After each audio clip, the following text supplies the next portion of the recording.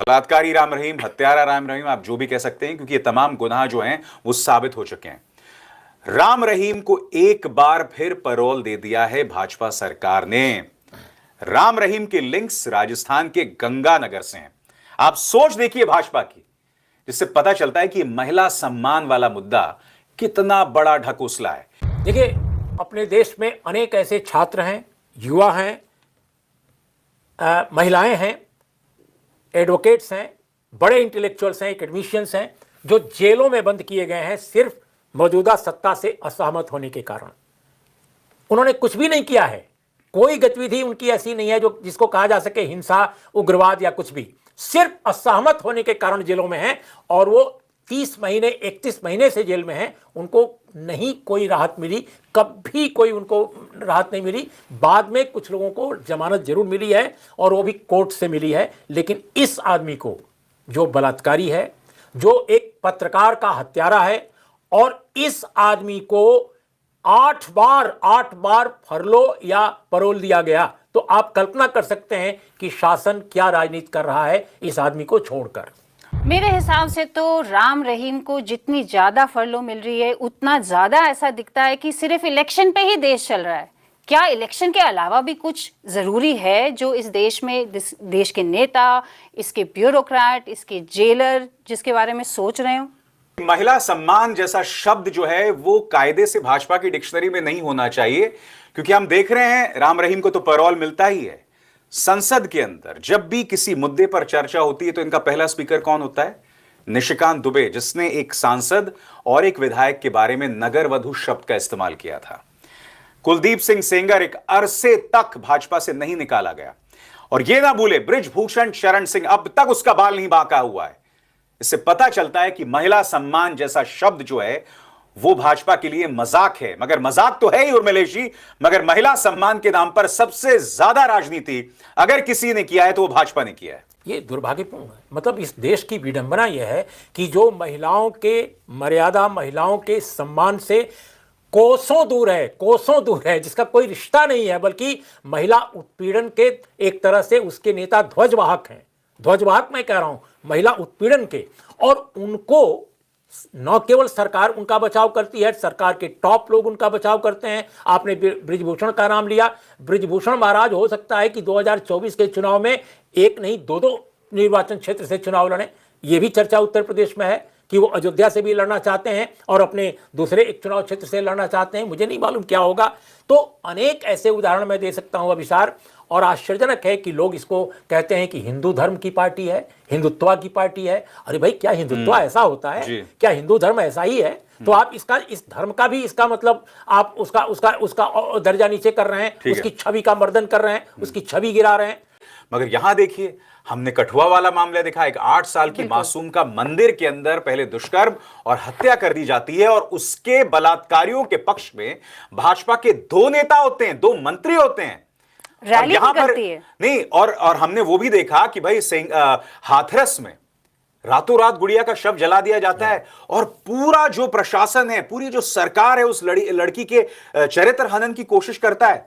अब राम रहीम अपने video launch कर रहे हैं। मैंने जाके उनके चैनल को देखा, लाखों व्यूज मिल रहे हैं। वही नहीं, 1 महीने पहले, 15 दिन पहले, 2 दिन पहले, मतलब उनके वीडियो वो लगातार निकाले जा रहे हैं, प्रवचन दे रहे हैं, और इसकी उनको परमिशन है। देखिए, ऐसा है कि महिलाओं के खिलाफ जो भी क्राइम है उसका रेट तो बढ़ता ही जा रहा है। इसके बारे में कौन बात करेगा? आप मतलब राम रहीम बोलते हैं आप भगवान के पास कैसे पहुंचे, इसका वो प्रवचन दे रहे हैं। तो भैया, कानून के पास रेपिस्ट कैसे जाएगा? वो तो छूट रहे हैं। ये तो बिल्कुल मतलब एक्सेप्टेबल नहीं है। इनकी जो महिला सुरक्षा की जो बातें हैं, उनमें अब फ्रैंकली स्पीकिंग कोई तुक रहा ही नहीं है। बिल्कुल। तो हिंदू मुसलमान करते रहते हैं कि हिंदू मुसलमान के बीच में सिविल जंग होगी, मुसलमान सबसे बड़ा खतरा है। वो बाबा, इस देश में बाबा होना कोई बुरा नहीं है, लेकिन बलात्कारी बाबा जिनसे खास मोह और प्यार है आरएसएस का, आरएसएस की सरकारों का, आरएसएस के नेताओं का, तो वो उसको जानना और क्या लड़ाई है उसको समझना बहुत ज्यादा जरूरी है। आप ये समझ लीजिए कि एक बाबा उसका नाम है आसाराम। ये कितना गहरा संबंध है। आसाराम बापू पर अभी आएंगे डिटेल्स में, लेकिन आसाराम बापू जो अपनी उसके शरण में जो बच्चियां दी जाती थी और उसके आश्रम में जो सेविकाएं महिलाएं होती थी उसमें बलात्कार के उसमें उम्र कैद है या कितने साल की कैद है मैं एग्जैक्ट नहीं बता पाऊंगा, लेकिन यह है कि वो जेल के अंदर है। अपना उसका बेटा भी इसी तरह के कुकर्मों के लिए जेल में है, और सुप्रीम कोर्ट ने पिछले दिनों मना कर दिया कि आपको कोई पैरोल और वो सब नहीं दिया जा सकता है। ये वो बंदा है जिसने मोदी जी को कहा था कि मोदी जी से जब मैं मिलता हूं तो मुझे लगता है कि मैं शिव से भेंट कर रहा हूं। सुन लीजिए इसको, है ना, यानी आसाराम के शिव जो हैं, और आप ये समझ लीजिए कि हमारा देश जो है वो विश्व गुरु बनने जा रहा है। और ये बाबा जो कर रहे हैं, ये भी मैं आपको बता दे रहा हूं कि हिंदू मुसलमान करने वाले के बाबा जिनकी वजह से जेलों में या भागे फिर रहे हैं या जो अभी पकड़े नहीं गए हैं, वो उन्होंने मुसलमान लड़कियों को रेप नहीं किया है, उन्होंने ईसाई लड़कियों को रेप नहीं किया, उन्होंने हिंदू लड़कियों को रेप किया। इसको भी आप समझ लीजिए। तो हम जरा अभी आ जाते हैं, और बदकिस्मती से ये जो मीडिया है इसका इतना आत्मसम्मान और इतना कॉमन सेंस भी मर गया है कि इसको गुरमीत सिंह जो गुंडा है, लफंगा है, कातिल है, हत्यारा है, बलात्कारी है, उसको राम रहीम कहते हैं। राम रहीम उसका नाम नहीं है, उसका नाम है गुरमीत सिंह। आप उसको राम रहीम क्यों कहते हो? आप उसको राम रहीम कहकर इसका मतलब है कि आप उसके कुकर्मों को ढांपना चाहते हो, कवर करना चाहते हो। और राम रहीम जो एक दूसरी तरह के कैरेक्टर हैं, जो बहुजन के उसमें भी आते हैं, हिंदू मुसलमान की एकता की भी बात करते हैं, वो नाम आपने उसको दे दिया है जो वो बलात्कारी ने रखा हुआ था अपना धोखा देने के लिए। तो खैर ये गुरमीत सिंह है। ये गुरमीत सिंह 2021 के अंदर इसको सजा दी गई थी 2 बच्चियों के रेप में, और एक जर्नलिस्ट थे जो हमारे भी दोस्त थे, रामचंद्र छत्रपति जी को 24 अक्टूबर 2002 को कत्ल हुआ था। और ये कत्ल इसलिए हुआ था क्योंकि इनका अखबार जो था पूरा सच सिरसा में, उसने जिस 2 बच्चियों में से एक बच्ची के बलात्कार पर इसको सजा मिली, उसके साथ बलात्कार हुआ, उसकी खबर छाप दी थी। और फिर रात को इनके घर के बाहर ये खड़े थे। तो ये बलात्कारी के गुंडे, अब वो पता नहीं हिंदुत्व के गुंडे ही हो या किसके हो पर जानते नहीं, पर इसके लिए आकर उन्होंने रामचंद्र नाम था उनका, और छत्रपति भी थे वो, तो छत्रपति जी की हत्या की थी।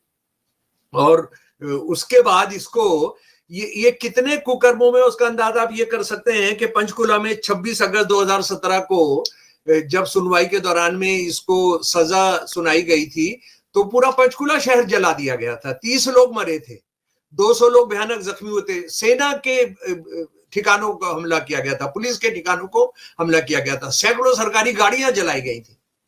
ये वो बंदा है। और ये कितना प्यारा है आरएसएस का, क्योंकि हरियाणा की सरकार, हरियाणा के रोहतक जेल के अंदर ये बंद है, और हरियाणा का जो मुख्यमंत्री और हरियाणा का जो होम मिनिस्टर है वो दोनों खाटी आरएसएस के लोग हैं, वो नकरधारी आरएसएस के लोग हैं, और सिर्फ इसी वजह से वो अपने पदों पर है। गुरमीत सिंह आरएसएस का को आज का प्यारा नहीं है, बहुत पहले का प्यारा है। गुरमीत सिंह के दरबार में आरएसएस के से जुड़े हुए मंत्री जो है 50-50 लाख रुपया उसके चरणों के अंदर, उसके वीडियो हैं, उसके फोटो हैं कि 50 लाख रुपया वो डेरा सच्चा सौदा, जरा नाम देखिए क्या रखा है, सच्चा सौदा। और राम रहीम इसने अपना नाम रखा हुआ है, और अपना जो ये लफंगे और गुंडागर्दी का अड्डा है उसका नाम सच्चा सौदा इसने रखा हुआ था।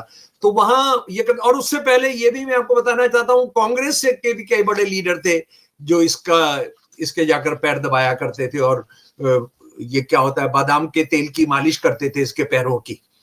तो ये इसको अच्छी तरह से समझ लिए। लेकिन आरएसएस तो पूरी की पूरी इसकी गोद के अंदर बैठी है, और उसका अभी लेटेस्ट जो पैरोल मिला है ये उससे साबित हो जाता है। ये जरा सा मैं बता दूं कि 2021 से ये जेल में है मेरे प्यारे दोस्तों, और 2021 से जेल के अंदर इसको 184 दिन इसको छूट दी गई है। कि कहीं पर भी अपने आश्रम में जाएगा। और ये मैं आपको बता देना चाहता हूं कि कितने माइनॉरिटीज के लोग, कितने क्रिश्चियन और ईसाई लोग जो है कितने जेलों के अंदर बंद हैं, उनको जब वो देख नहीं पा रहे हैं, चल नहीं पा रहे हैं, खड़े नहीं हो पा रहे हैं, गिर जा रहे हैं, उनको कुर्सी नहीं दी जा रही है, उनको पैरोल नहीं दिया जा रहा है, उनके घर वालों के मरने पर उनको नहीं पैरोल दिया जा रहा है। कितने नाम है वो मैं किस किस का आपको गिनवाऊंगा। और उनको एक दिन का आप अस्पताल भेजने के लिए भी कितने कानून और कितने वकीलों को सुप्रीम कोर्ट में खड़ा करना पड़ता है। लेकिन ये 184 दिन में रहा। ये तलवार से केक काटता है और आरएसएस, बीजेपी के और उसके चाहने वाले जो है वो कुत्तों की तरह से उस केक को खाने के लिए दौड़ते होंगे यकीनन। ये गुरमीत सिंह, ये बलात्कारी हत्यारा आरएसएस का प्यारा, ये अकेला नहीं है। मैं आपको कुछ और बताना चाहता हूं, और ये सचमुच ये है कि हम विश्व गुरु बनने जा रहे हैं। ये मई 20 को एक कर्नाटका में, केरला के अंदर एक बाबा था, गंगा शश्वदपा स्वामी। इसके साथ ये जिस बच्ची के साथ बलात्कार करता था, उसने बहुत बहादुरी का काम किया था। उसने उसके वही काट दिया था। कैसे पता लगा कि वो कर दिया था? और डॉक्टर रतन लाल जी और मेरे सुनने वालों दोस्तों, मैंने उसके बाद एक ऑनलाइन एक सर्कुलेट किया था एक अपील कि आप जो भी बाबा बनना चाहता है, जो भी गुरु बनना चाहता है, चाहे इस्लामी धर्म का बाबा बनना चाहता है या हिंदू धर्म का बाबा बनना चाहता है, किसी दूसरे धर्म का बाबा बनना चाहता है और वो आश्रम चलाना चाहता है, तो सबसे पहले आप उसका वध कराइए। यानी उसकी जो शक्ति है, सेक्स की शक्ति, वो उसको हम कहते हैं ना, जो बकरों का वो कराया जाता है, जंखा उसको कर देना चाहिए। ये मैंने कहा कि अगर आप इसको कर दोगे तो ये नहीं होगा, लेकिन वो नहीं किया गया, मेरी मांग नहीं मानी गई। तो आप उसके बाद देखिए क्या क्या हो रहा है। दोस्तों, उम्मीद है कि वीडियो पसंद आया होगा। मिलता हूं अगले वीडियो में एक नए विषय के साथ। जय हिंद, जय भारत।